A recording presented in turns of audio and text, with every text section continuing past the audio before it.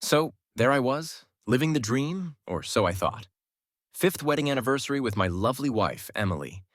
Except, not so lovely anymore because she suddenly forgot the last 5 years of her life. Convenient, right? I'm so sorry, Alex, she sobs, tears flowing like a broken faucet. I don't remember anything. I only have feelings for your brother, Michael. My kid, Jake, even chimes in. Dad, don't fault Mom. She just wants to look after Uncle Michael. He's a solid guy. You wouldn't want to see him all by himself, right? And then, like a cheesy infomercial, the system pops up. It's cool if she's blank. You nailed it last time, and you can totally pull it off again. Just win over the L-struck second lady and reconnect with your son. I take a drag from my cigarette, pull out a family photo of the three of us, and glance at the picture of the shady woman on my phone. System, I remember. I can switch up my game plan target. The system sputters. You still have an unused chance to change your strategy's target, right? It repeats, clearly shocked. But why switch? Emily just lost her memory. Plus, you've got a son together, Jake Thompson. If you tweak the strategy now, what's going to happen to him? No way, I say. I'm not falling for that again. Flashback time. In my past life, I bought Emily's amnesia act hook, line, and sinker. I tried everything to help her regain her memory, rekindle our love. Instead, I watched her and my brother get closer than two peas in a pod. I'm sorry, Alex, she'd say. Maybe we had some great times, but I don't remember any of it now. I only have feelings for Michael. No matter how hard I tried, she felt like a stranger. She even wanted a divorce. And Jake? He sided with his mom. Dad, you always said to help others. Why are you mad when Mom helps Uncle Michael? You're so self-centered and annoying. Even my grandparents got in on the act. Why are you making this so hard? Emily loves your brother now. She can't convince me otherwise. Why are you clinging to this marriage anyway? Eventually, depression took its toll on me. At the hospital, I saw Michael supporting Emily. She leaned into his arms, her slightly swollen belly unmistakable. Emily, maybe you should tell Alex you were faking the memory loss, Michael said gently. She hesitated. We've been married for 5 years. I'm scared it'll hurt him too much. But you keep dragging out the divorce. Your belly's growing. You can't hide it forever. And what about the baby? Should my kid call Alex Dad? So Emily never actually lost her memory. The fake amnesia was just a cover for her fling with Michael, and I, like a fool, thought she loved me and tried to bring back her so-called memory. That day, I returned to an empty house and ended up with a high fever. I tried calling Emily, Jake, my folks. No answer. They were all celebrating Michael's birthday. The group chat was flooded with happy pics. Happy for everyone but me. This time, things are going to be different. I raise my hand and type a few words into the family group chat. I'm going to die. The chat goes silent. Then Michael calls. Alex, I know you've always been salty because our parents left you in the countryside for years to take care of Mom when we were kids. But we're family. Did you purposely skip my birthday? Do you hate your brother that much? If he doesn't want to come, then don't. We're not begging him, my dad's voice booms through the phone. You're going to die. Who are you trying to mess with? Where'd you learn that? I snap. My mom chimes in. Uncle, don't listen to Dad. It's midnight. Come blow out the candles. Jake's voice comes through, laughing. Yeah, Uncle Michael. As the phone slips from my hand, I hear a mechanical voice. Mission failed. Host side quest unsuccessful. But because you completed the marriage goal and redeemed valid points, you get one more shot to be reborn with the original system. The countdown begins. 5, 4, 3, 2. And then it hits me. This was just a side story. No wonder the system stayed silent when I said I was cool with staying after the wedding. Turns out, I never nailed the strategy, never broke free from the plot's constraints. In the side story, the main guy divorces the original leading lady and ends up with the L-struck second female lead who still digs him. And me? I was just the villain in their side story, the obstacle in their love path, the spark for their feelings. I was someone no one would miss, even in death. Just then, Emily and Jake walk back in. Jake quickly stands in front of his mom. Dad, please don't bring up the past today. She's worn out. Yeah, she's exhausted. Michael officially finalized the divorce today, and she took Jake to help tidy up his new place. Thinking about it, I suddenly laugh. Emily frowns. Alex, what's so funny? Her eyes land on the cigarette between my fingers. I never smoked before because she hated the smell. You know, Emily, I say, blowing out a slow puff of smoke. Back in the day, when I used to read novels, I thought the L-struck second lady was kind of cute. But now I see there's nothing cute about a love-struck second lady. She's just a... I point at her, then at Jake. Never thought the son of a female would turn out to be a male, too. Must be genetic. Jake looks confused. Dad, what are you on about? How can you diss your own kid like that? Alex, Emily says warningly, but I'm done playing nice. This time I'm rewriting the story. Don't act like this just because I helped Michael today, Emily says, getting impatient. How can you be jealous of your own brother? Besides, I've been helping you dig up memories every day. I just wanted a day off. Dig up memories, I interrupt. I stub out the cigarette in the water and hand her the divorce papers from the table. I've thought it through. If the memories are gone, they're gone. No biggie. I've already drafted the divorce papers, and I've also found my next partner recently. Let's help each other out and get divorced. Emily is stunned. What are you saying? Calm down. You can't handle Misty, that shady lady. She's a yandere. You can't change the strategy target, the system exclaims. Yes, I'm specifically going after a villain, I say, smiling at the system. Otherwise, who'd help me, the villainous male side character, take down the Carter family and the Thompson family? You mean Misty? Emily can't believe it. You've got a next partner? She stares at me, dumbfounded. Yeah, Misty. It's not impossible. She was Michael's simp, and in the past, wasn't I just Emily's simp? I put her first in everything, stayed by her side when she was down, took care of her when she was sick, even stayed up for days when she had a fever.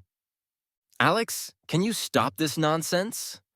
Emily says with a dark look, throwing the divorce papers back on the table. I told you I have amnesia now. So whether you're pretending to want a divorce or making up a new partner to make me jealous, it won't work. There's nothing in my heart now. I walk to the door, expressionless. Zhao Corporation was built by both of us after marriage. I want 30% of the shares, and I don't want custody of the kid. As soon as you sign, we can head to the Civil Affairs Bureau right away. She freezes again. What does divorce mean? Is Uncle going to be my dad now? Jake asks blankly. I ignore them, open the door, and leave. What the heck are you doing? Emily just lost her memory. She still cares about you. You're hurting her so much. The system babbles in my ear. System, should I clean up and head to the Carter Corporation? What? Where are you going? No way. You absolutely mustn't go after the villainous Misty. You'll regret it. Beep. I use 20 points to mute the system. Too noisy. I grab a fresh outfit, switch into it, and get a new hairstyle. Sir, you look sharp today, the hairstylist says, smiling. Yeah, planning something special with the missus. Actually, planning to cheat on the missus, with a villain. But hey, who's keeping track? Haha, sir, you've got such a good vibe, I reply, checking myself out in the mirror.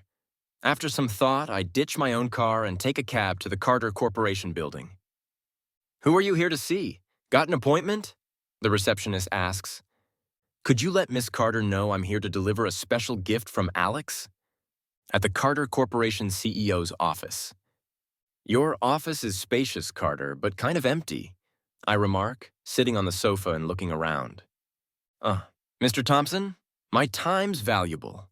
Misty Carter replies from behind her desk, her beautiful face showing a hint of annoyance. I know you're busy battling the Zhao Corporation, right? I smile.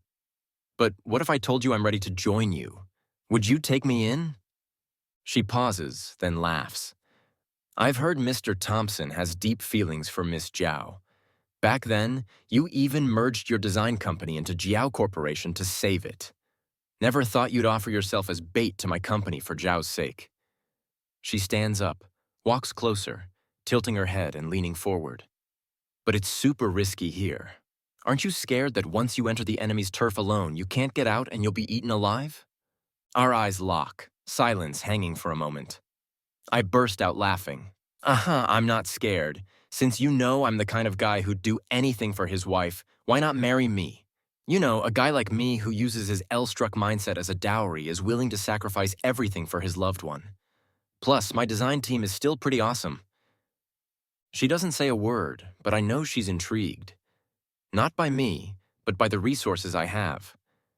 Actually, Misty and I are pretty familiar with each other. The Carter Corporation, under her control, was Zhao Corporation's rival and had caused Emily no small amount of trouble in the business world. When Emily took over Zhao Corporation, it was already on the brink of collapse due to Misty's schemes. The first bit of luck that revived it was thanks to the men's fashion line I designed.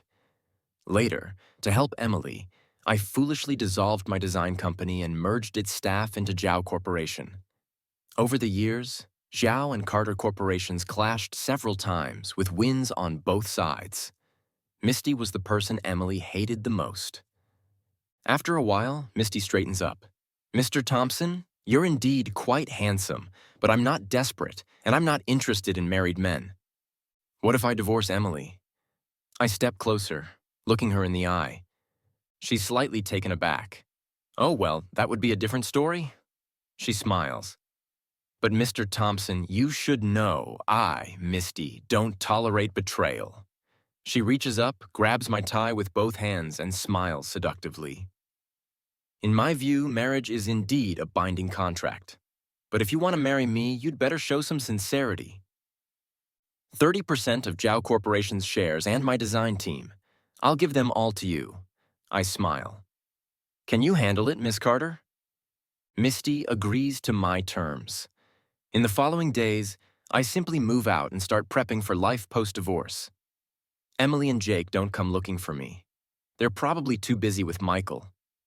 One day, I go back to grab some forgotten design drafts. As soon as I open the door, the place is buzzing. Jake is crying in Michael's arms, my parents are fuming, and Emily looks unhappy. "You actually have the nerve to come back. Who knows where you've been off gallivanting?" My dad starts berating me immediately. "Not taking care of your kid? Not taking care of your wife? How did I end up raising a kid like you? If Michael hadn't been helping out lately, we wouldn't even know Jake was being bullied at kindergarten. What kind of father are you, turning your back on your own family?" I frown. Michael quickly steps forward. "Alex, it's not like I want to scold you, but when Jake was bullied at kindergarten, how could you make him apologize first? That must have left a deep scar." "Why shouldn't he apologize when he was the one in the wrong?" I retort.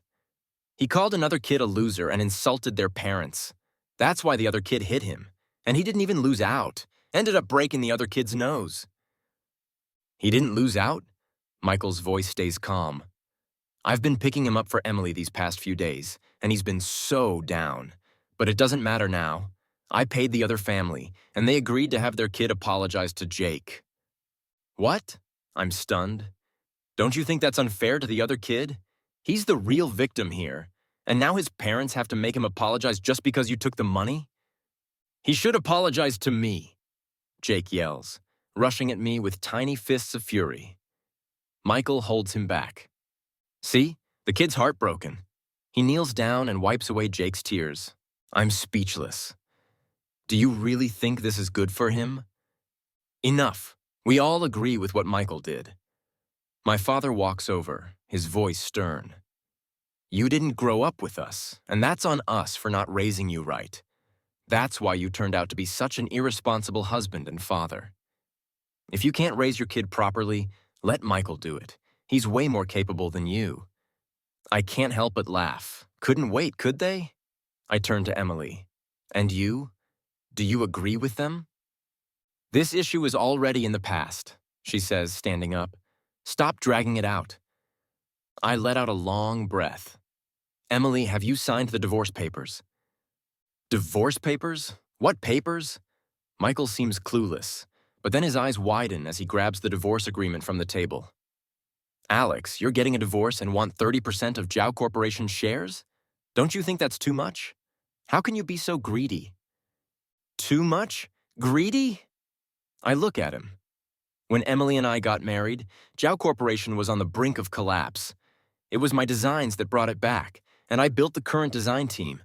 How am I not entitled to 30% of the shares? A big company like Xiao can't survive on just a few designers, Michael argues.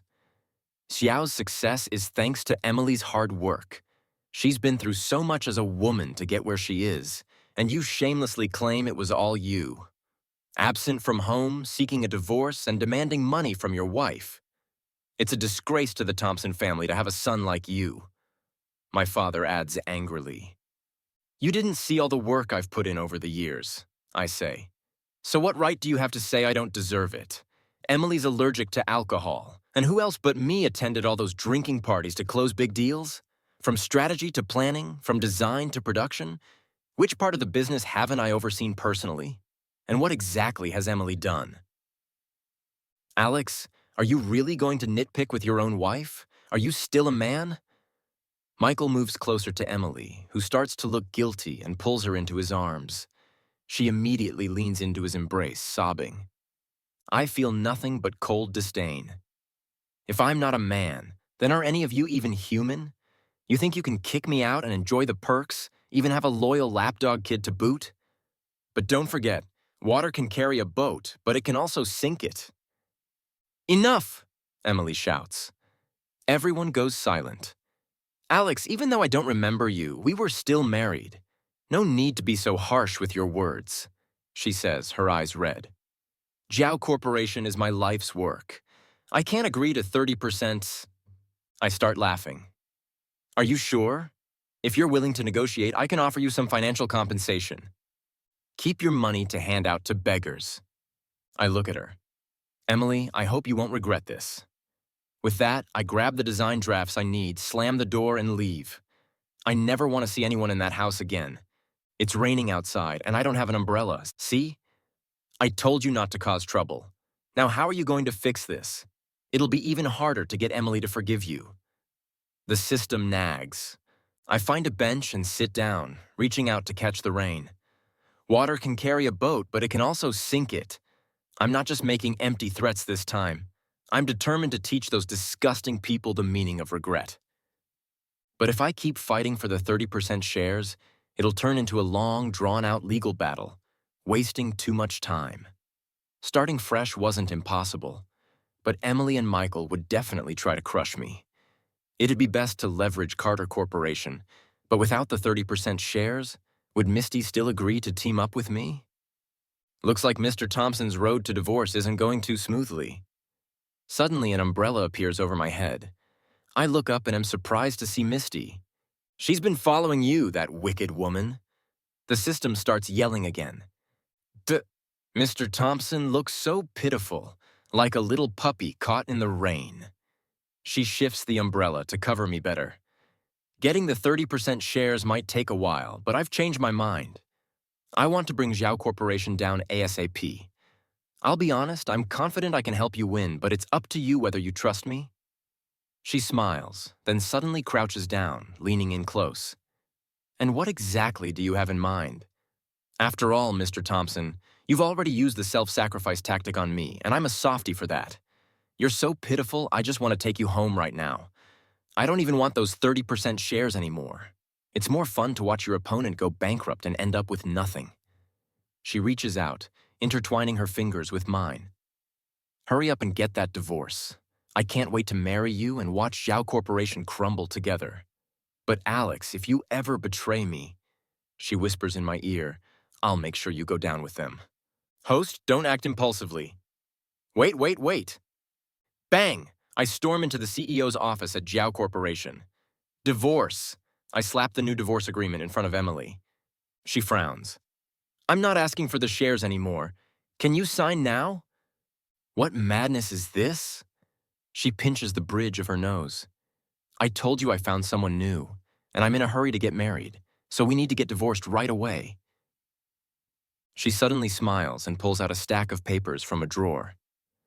Alex, your car's dashboard cam shows you haven't been home lately. You've only been going to the old apartment before we got married. Your movements are so simple. It looks like you have nowhere else to go. She closes the papers, her gaze resolute. You don't have anyone new. All this fuss is just to get my attention by threatening divorce. I finally understand how exasperated someone playing a futile game must have felt. I sit down and call Michael. After his divorce, Emily had arranged for him to work at Zhao Corporation. Why are you calling him? Emily asks. I want him to join the conversation. Michael arrives quickly, as expected. Alex, what are you doing? Emily's super busy with work and you already pissed everyone off at home last time. This is a company. You can't just act out whenever you feel like it. Shut up and just listen, I cut him off. Emily, I turn to her with a smile. Now that everyone's here, tell me, are you hesitating to let me go? She's taken aback. You keep saying you've forgotten me and only remember Michael. But when I want to divorce you, you refuse. Isn't that because you can't bear to let me go? Don't you like Michael as much as you claim? Or is your amnesia fake? You actually remember everything about us. That's why you can't let me go, right? I look at Michael. What should I do? I had no idea she loved me so much. You shut up, Emily suddenly interrupts, her face flushed. Even Michael seemed startled by her outburst. Her expression turned sour, as if I'd hit a nerve. After a long pause, she speaks. Alex, I was only pitying you. I thought since we were married and you had nowhere else to go. I didn't want to sign the papers out of kindness. I haven't remembered you, nor do I have any attachment to you. To me, you're just a stranger. Do you really want a divorce? Fine, I'll grant you that. She waves her hand and angrily signs the agreement. But don't come to regret this. Afraid she might change her mind, I drag her to the Civil Affairs Bureau right after signing the papers. Pick up the divorce certificate in a month. Don't be late. She gives me a cold look and leaves. What is she so angry about? Wasn't she the one desperate for a divorce in our past life? I mutter as I watch her walk away. What previous life? The system asks, puzzled. Oh, I forgot this system doesn't remember the past life. A few days later, Misty calls and asks me to meet her at a specific spot. I go only to find it's the Carter Corporation's haute couture shop.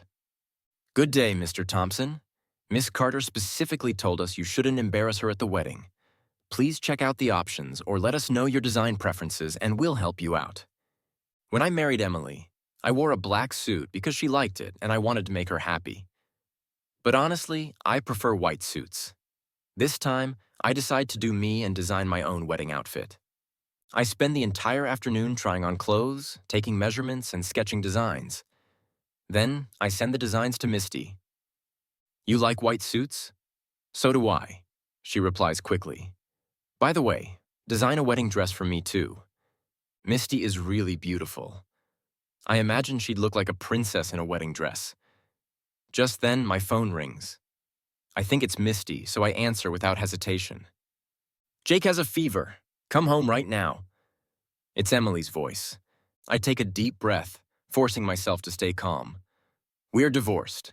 Jake's your responsibility now. You're his mother. Can't you take care of him? Alex, how can you be so cold-blooded? The kid's hurting, and you're saying such heartless things. It's Michael. Good, he's there. That makes things easier. I can't come, I say, forcing patience.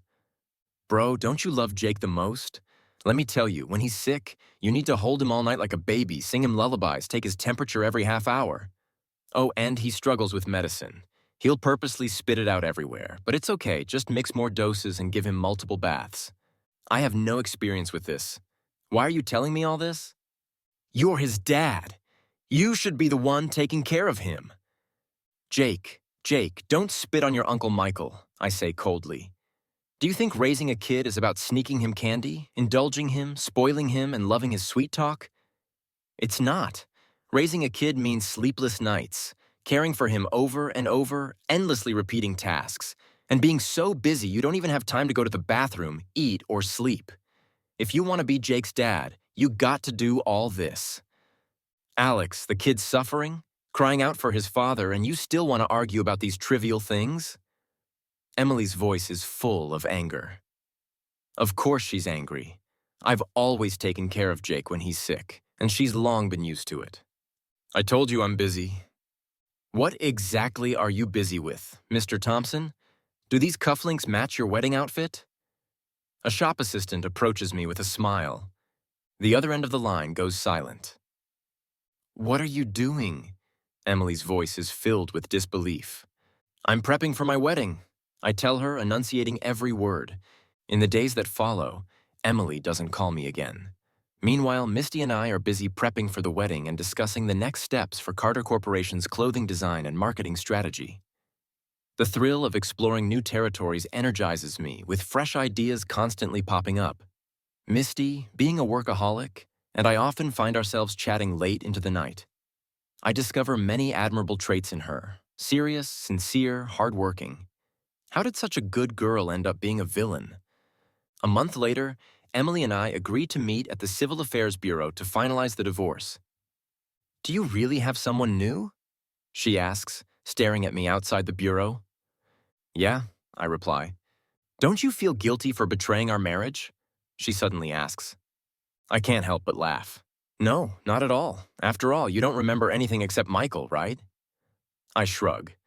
Since you've forgotten, why should I still hold on? We might as well both move on. It's refreshing. Alex.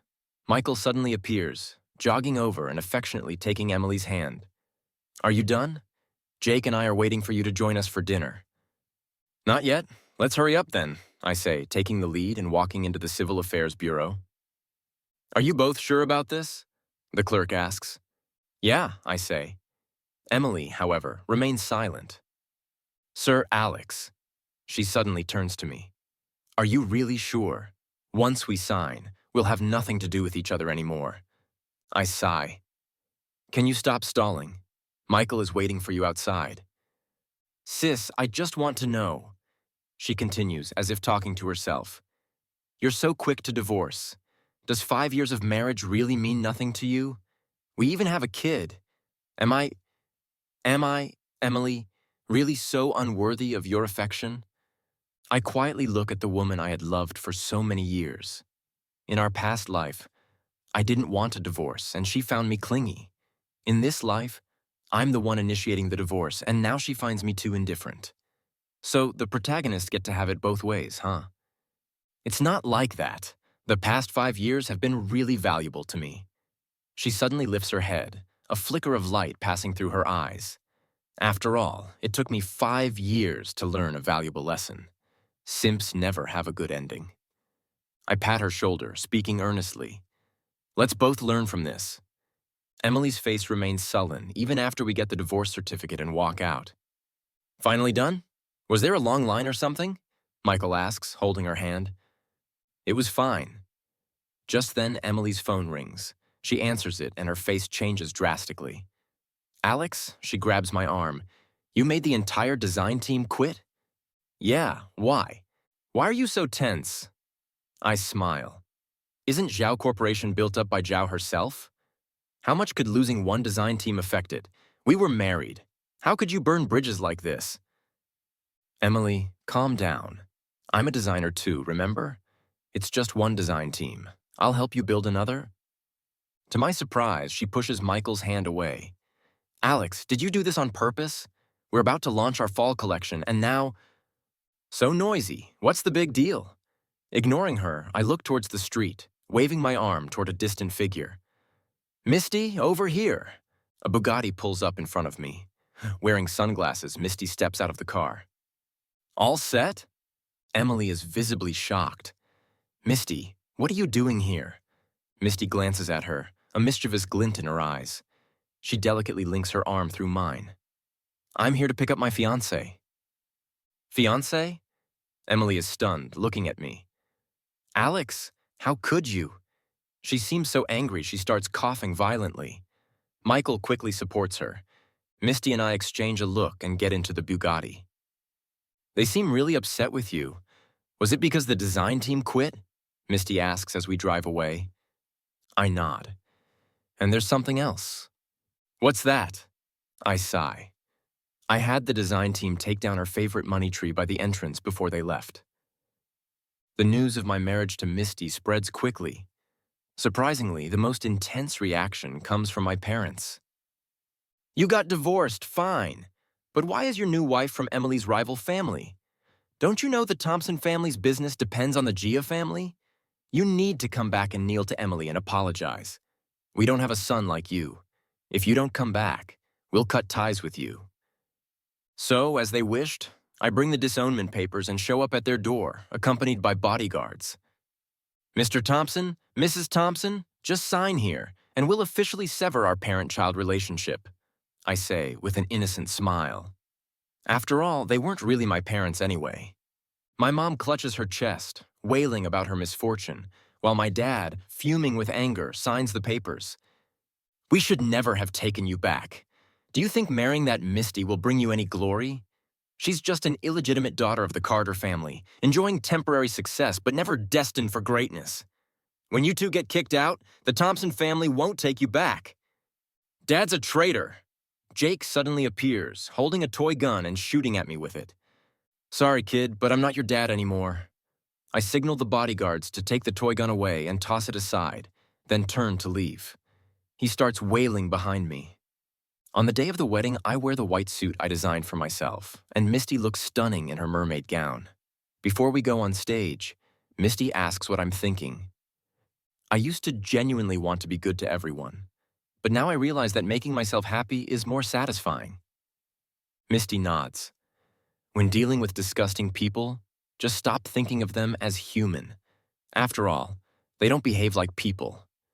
I agree wholeheartedly, feeling like I've found a kindred spirit. The wedding is grand, spectacular, and full of joy. Except for that night when I'm woken up by a phone call in the middle of the night. Alex, I don't understand. What does Misty have that I don't? Emily's voice slurs on the other end, clearly drunk. Of all the people you could choose, why Misty? What is she? She's nothing compared to me. Emily's face remains stormy even after we get the divorce certificate. Finally done, she huffs. Was there a long line or something? Michael asks, oblivious, still holding her hand. Just then, Emily's phone rings. She answers, and her expression shifts dramatically. Alex, she grabs my arm, you made the entire design team quit? Yeah, why? I ask, feigning innocence. Why are you so tense? I smile at her. Isn't Zhao Corporation built up by Zhao herself? How much could losing one design team affect it? We were married. How could you burn bridges like this? Emily, calm down. I'm a designer too, remember? It's just one design team. I'll help you build another. To my surprise, she shoves Michael's hand away. Alex, did you do this on purpose? We're about to launch our fall collection, and now… So noisy. What's the big deal? I ignore her and wave to a figure in the distance. Misty, over here. A sleek Bugatti pulls up. Misty emerges, looking like $1,000,000, which, considering her net worth, is probably accurate. Emily gapes. Misty, what are you doing here? Misty glances at her, a mischievous glint in her eyes, and links her arm with mine. I'm here to pick up my fiancé. Fiancé? Emily is stunned. Alex, how could you? She's so furious she starts coughing violently. Michael rushes to her side, playing the concerned caretaker. Misty and I exchange a smirk and get into the Bugatti. They seem really upset with you. Was it because of the design team? Misty asks as we drive away. That and… I pause. I had the team take down her favorite money tree by the entrance before they left. Misty throws her head back and laughs. You're ruthless. The news of my marriage to Misty spreads like wildfire. My parents have the most dramatic reaction. Divorced, fine. But why marry from Emily's rival family? The Thompson business depends on the joust. Kneel and apologize. We disown you. So, I oblige. I show up at their doorstep with disownment papers and bodyguards. Mr. and Mrs. Thompson, just sign here, I say with a cherubic smile. After all, you weren't really my parents anyway. Mom wails theatrically, while Dad fumes and signs. Marrying that Misty won't bring you glory. She's illegitimate, enjoying temporary success. Dad's a traitor. Jake appears, wielding a toy gun. Sorry, kid, not your dad anymore. I have the bodyguards confiscate the gun and leave, ignoring Jake's wails. My wedding day arrives. I wear the white suit I designed, and Misty stuns in a mermaid gown. What are you thinking? She asks before we head out. I used to want to be good to everyone, but now I realize making myself happy is more satisfying. When dealing with disgusting people, stop thinking of them as human. Misty agrees. The wedding is spectacular. But that night, a phone call wakes me. Alex, I don't understand. Misty? She's nothing compared to me. Emily slurs, clearly drunk. I hang up. Some things never change. The next time I see Emily is at a business reception. Misty is on my arm. Michael is leading Emily. A harmonious scene until Emily deliberately picks a fight. Miss Carter, what trick did you use to deceive Alex? Misty smiles. You're joking, Miss Gia. We're legally married. The word married seems to snap something in Emily. You must know Alex and I were deeply in love with a lovely son, right? Amnesia, Miss Gia? How do you remember being in love? Misty's smile widens. If he was so happy, why divorce you the moment you lost your memory? He was happy, Emily fumes. How would you know? Weren't you supposed to have amnesia? I ask, tilting my neck to reveal a love bite from Misty. Emily's eyes widen. As we turn to leave, Misty says, You've been deceived. She's just green tea. Miss Carter, I say, voice icy, we're not close, so don't disrespect my wife. Call me Mr. Thompson. Emily, ignoring Michael, charges at Misty, aiming to pull her hair. You stole my husband! The crowd gasps. I'm about to intervene, but Misty grabs Emily's wrist, twisting it painfully. Instead of acting like a romance novel heroine, worry about Zhao Corporation, Misty says, amusement lacing her voice. Later, as we drive home, Misty dozes off. Tonight? I ask hesitantly. Her face flushes. Not tonight? I meant discussing the autumn launch plan. Oh, work, that's fine. She perks up. I sigh. Though our relationship might resemble a contract marriage, honesty is our principle. On our first night, she simply pulled me into bed. What married couple sleeps separately? I didn't marry a good-looking statue. We do everything a married couple should, focusing on not draining each other's energy. After that reception, I don't see Emily for a long time. 3 months later, our autumn launch is a huge success. Carter Corporation's market share surpasses Yao's for the first time. Then, in November, Zhao Corporation launches the heartfelt menswear collection, with Michael as lead designer. It receives acclaim, and Michael even appears on TV. Heartfelt is inspired by my understanding of love, he says, showing a logo I recognize from a small foreign brand I designed for before marrying Emily. I call that manufacturer. They're surprised and delighted, immediately starting legal action. A month later, Heartfelt is pulled, and Zhao Corporation faces a plagiarism lawsuit. Misty, being the benevolent soul she is, lends her best lawyer to the small clothing manufacturer free of charge. Around this time, I get a call from my father. Your brother was ruined by your old design draft. Why did you give him that draft?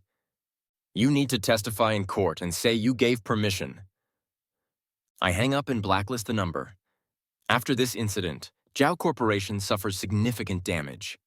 I hear Emily is furious about Michael's plagiarism, and they've fallen into a cold war. Perhaps feeling insecure, Michael, during a drunken night, tries to take advantage of Emily. To avoid being disturbed by Jake, he gives Emily's phone to Jake to play with. But Jake knows the phone's password, and while playing his pretend CEO game, he accidentally opens the company's video conference. He ends up live streaming how Michael drugged Emily and everything that follows. The video goes viral, becoming a source of public amusement and dinner table gossip. After sobering up, Emily has a huge argument with Michael and cuts off all business relations with the Thompson family. In the days that follow, the tacit understanding between Misty and me only grows stronger. Sometimes I'd look up from my work, and she'd know I wanted a drink of water. Under the combined pressure from Misty and me, Xiao Corporation soon falls apart. Their core design team leaves, other departments are demoralized, and they lose several major contracts. A year later, at the spring new product launch, I, as Carter Corporation's chief designer, take the stage. This time, the theme is self-pleasure. People always chase what they like, but more importantly, they should seek to make themselves happy. So we hope that the first person everyone loves is themselves. Never waste time on people or things that aren't worth it, and always believe that you deserve better. Just like myself. I once doubted, felt lost, and suffered. But after remarrying and having a wife I love very much, I'm living a very happy life. I hope all men can be stronger and brave enough to move forward and seek their own happiness. The launch is a roaring success, with sales hitting a new high. That evening, I'm relaxing with a glass of wine when Misty snuggles into my arms. Back already? Yeah. I open my eyes and meet her gaze. Mr. Thompson, you gave a brilliant presentation. She nuzzles my nose. Of course, remarrying and having a wife you love very much, living a happy life. I smile and hug her tightly. What, can't I compliment you? She laughs softly. Today, I suddenly feel, she murmurs, wrapping her arms around my waist. You're too dazzling. I feel like I want to lock you up so only I can see you. What should I do? The long silent system suddenly pops up. See, I told you she's a yandere. She'll want to imprison you, monopolize you, and you won't be happy with her. With a wave of my hand and 20 points, I mute the system again. Misty is removing my tie clumsily, wrapping it around my hands. Her serious expression makes me laugh. How did I not notice such an adorable girl in my past life? Dangerous, yet charming. Honest, yet passionate. I take the tie from her hands. Huh? She's puzzled. How did you untie it? That's not important. I lift my hand, using the tie to blindfold her and plant a light kiss on her earlobe. I know you like it this way. Zhao Corporation's performance plummets. Michael takes to social media, whining about how Emily ruined his marriage and abandoned him. Emily, in turn, accuses Michael of seducing her and ruining her reputation. The two argue endlessly online. Meanwhile, my parents, devastated by the collapse of the Thompson family business, blame Emily entirely. They cause scenes at Zhao Corporation, accusing her of destroying Michael and refusing to take responsibility for him. Fed up, Emily shouts back, "What responsibility do I owe him? He ruined my reputation. Everyone saw it." Eventually, unable to take it anymore, Emily tries to escape from Michael and my parents by jumping off a second-floor balcony, accidentally breaking her leg. That night, I'm half asleep when I receive a call from an unknown number. The person on the other end seems drunk, mumbling, "Alex, I actually remember everything. Why didn't I cherish you? I regret it so much." Emily? Emily. I hang up without a word. Misty stirs beside me. Who was that? Just a prank call. A few days later, another call comes. It's my father. Alex, your birthday is coming up. Your mom and I have made delicious dishes. Come home, and we can celebrate as a family. Oh, and bring Misty too. Would you like me to send you another copy of the disownment papers? I reply calmly, then hang up. Misty glances at me.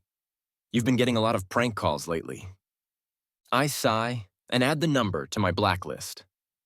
One day, Misty and I pass by Jake's kindergarten and see him being bullied.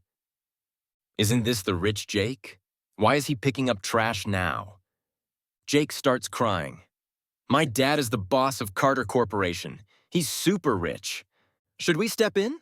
Misty asks. I shake my head. Let's go. Carter Corporation's clothing business keeps growing.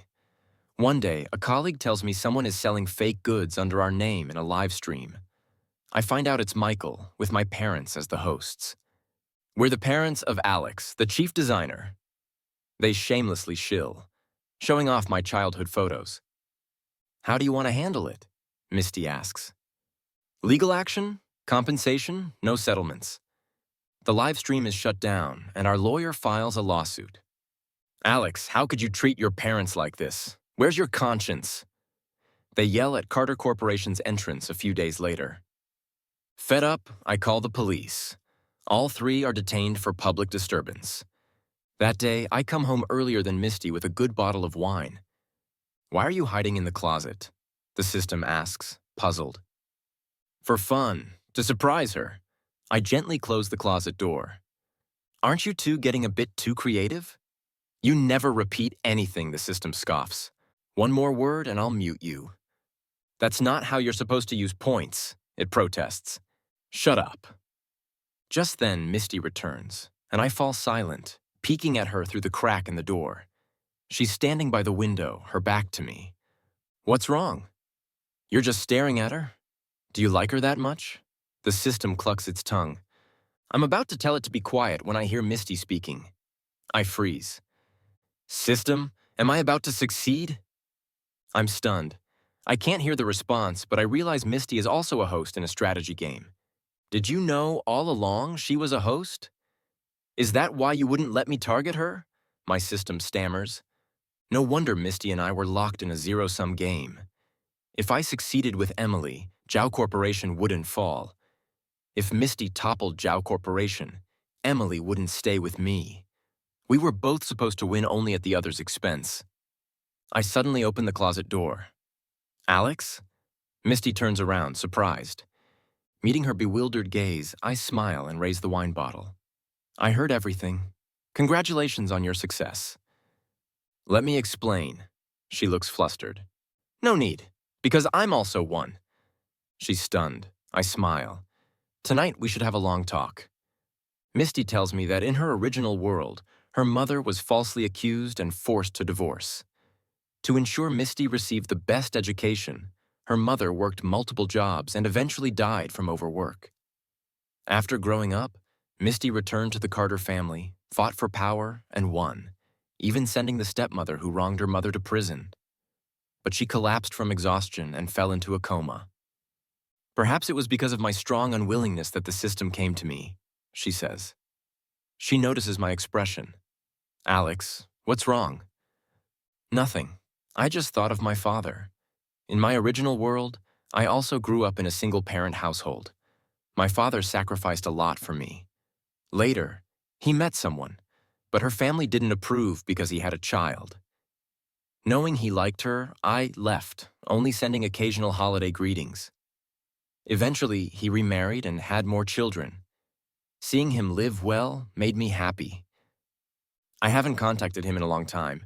Luckily, he doesn't know about my illness. Misty puts down her wine glass and hugs me.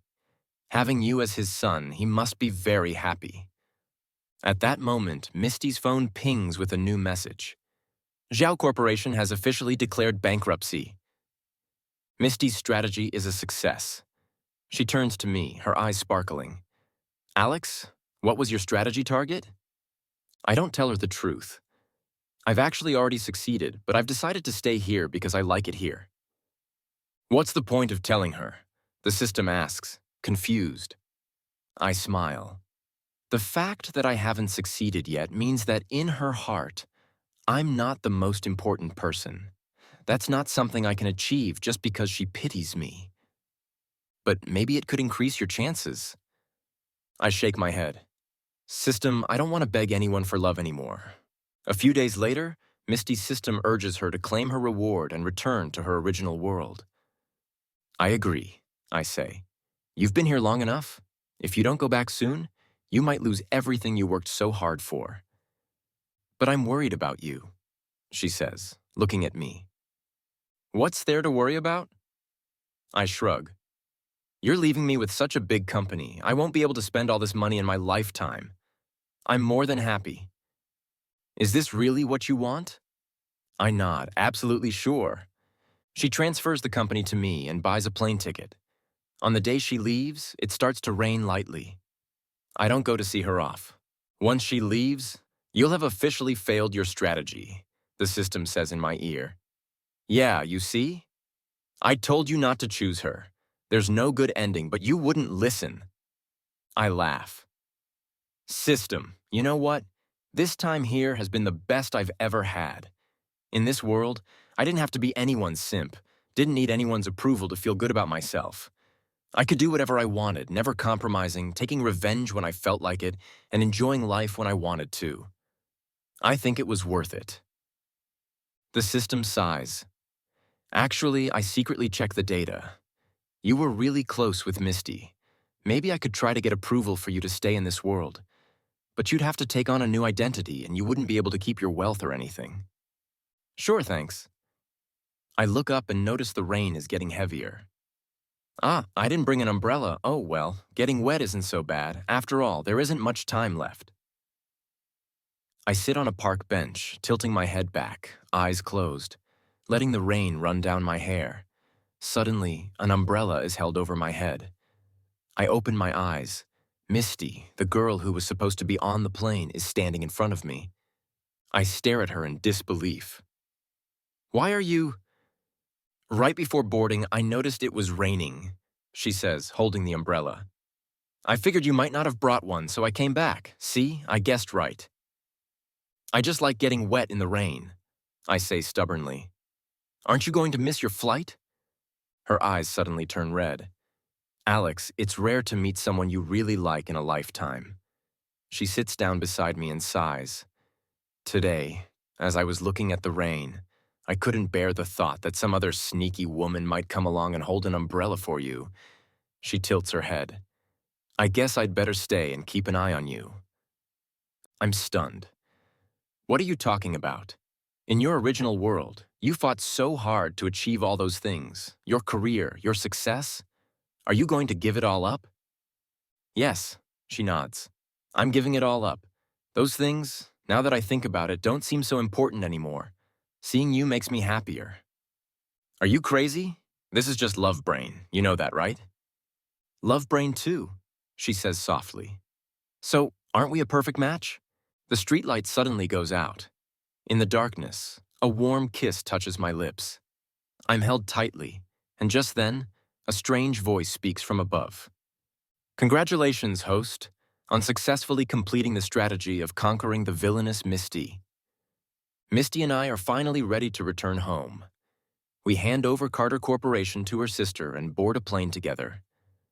On our last day in this world, we embrace each other in the snow, watching the stunning northern lights as a shooting star streaks across the sky. A familiar voice emerges from the aurora. I am the system deity. Congratulations to both strategy players. Now I will activate the time-space tunnel to return you both to your original worlds with fully restored and healthy bodies. And Alex, because you chose a strategy player as your target, increasing the difficulty, you are eligible for an additional reward. What would you like to exchange your points for? System deity, I look up at the sky. I've always had a question. Go ahead. On the day I was reborn, I heard your voice saying that I was reborn because I had achieved a marriage milestone and exchanged points. But at that time, I shouldn't have had any points. I want to know, where did the points that allowed me to be reborn come from? The system deity seems to pause. They came from your father in your original world. Not long after you fell into a coma, your father discovered it and stayed by your side. When your body in this world was about to be erased, your original body also experienced acute failure. Your father dreamed about your failure in the strategy and knelt down, praying to exchange 10 years of his own life for a second chance for you. My tears burst forth almost instantly. It was my father. My father who always loved me, never gave up on me. Can I exchange all my points to extend his life? I choke out. Of course. You can increase his life by 20 years. Misty hugs me tightly. Alex, let's go home. Back to see your father. That night, under the northern lights, Misty and I hold hands and go home together. Doctor, come quickly. My son moved. He moved. When I open my eyes, I'm in a hospital bed. Beside me is my father, who has been watching over me. Alex, it's Dad. Dad's been here the whole time. I reach up, grasp his rough hand, and smile softly. I'm back? He nods vigorously, tears streaming down his face. A miracle! It's a real miracle! His body is perfectly fine! The doctor marvels. A nearby nurse giggles. I told you our hospital has good feng shui. The lady in the VIP room just woke up too. You mean the female CEO from the city's wealthiest family? Exactly. Everyone said there was no hope, that she was only surviving on a ventilator. And then she suddenly got better. But it seems her mind isn't working quite right yet. I heard she's having the Carter family search the whole city for someone named Dave. No one knows if it's an enemy or something else. Wait, what name did you say she's looking for? I asked, stunned. Mr. Thompson, your name sounds pretty close, doesn't it? The nurse leans in with a mischievous grin. You'd better not get mistaken for someone else. Where's the VIP room? I ask urgently, grabbing her arm. 16th floor. I jump out of bed and rush to the elevator. Mr. Thompson, your shoes. At the end of the hallway on the 16th floor is the VIP room. I push the door open. There are quite a few people in the room, but Misty isn't among them. The bed in the distance is empty. Excuse me, sir, who are you looking for? Someone asks. You might be in the wrong place. He's Alex, a familiar voice suddenly says from behind me. I turn around. Misty is standing right there, dressed in a hospital gown, thinner than before, but still just as beautiful. Our eyes meet and we both smile. I walk closer and pull her into a tight embrace. Alex, she whispers in my ear, at our wedding here, will you still wear a white suit? I smile. Only if you'll wear a mermaid gown. We laugh, and in that moment, I know that even though our journey has been long and complicated, we've finally found our way home to each other.